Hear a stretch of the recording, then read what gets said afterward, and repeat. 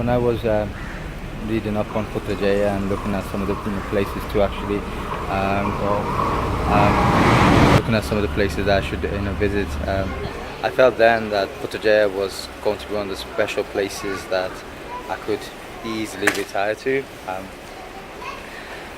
And having arrived here, having stayed here for the last 2 days itself, I'm convinced it's definitely the place for me. So beautiful, so stunning. Yes, it's a modern city, so you'd expect everything to look fresh and new. But what I love is the way they've complemented Islamic architecture with Western architecture. There seems to be a lot of intelligence behind the design of the city itself. It's very green, very easy to navigate through. Whether it's walking or whether with a car, no one would have any issue or question of getting lost.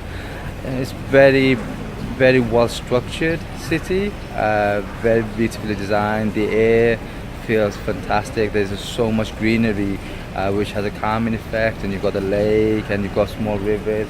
The houses are incredibly nice design. The only drawback, especially as a visitor, is that everywhere you go you have to take a taxi. The bus route is pretty much non-existent.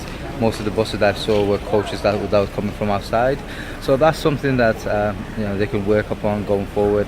I don't really know what the scene is for in terms of young people, so in terms of sports centres, in terms of things to do, whether it's more of a retirement place or that's not something I'm still sure about. It reminds me a lot of when I spent my time in Cheltenham. I was there as a young student during the summer vacational work, and Putrajaya has a lot of that feel to it. This old retired place where it's very calm and the people are very gentle, well spoken, well mannered, well cultured, safe to walk around.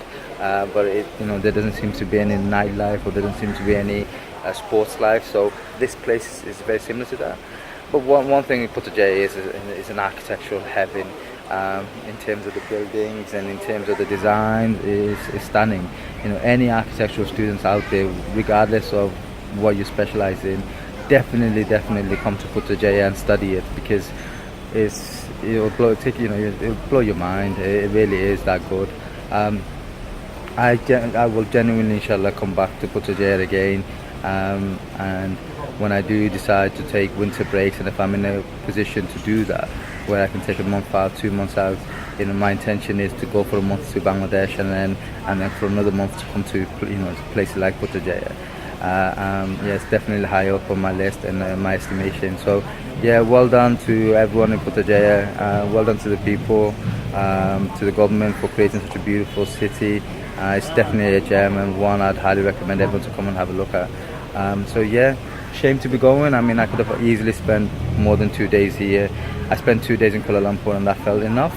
I spent 2 days in Putrajaya and I just feel like I still haven't touched it properly. I feel like I've just gone in rapid mode throughout the whole city.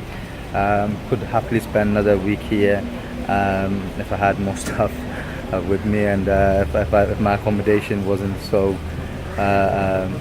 shifting from one accommodation to another. If I had more stable accommodation, that would have been amazing. That would have been perfect.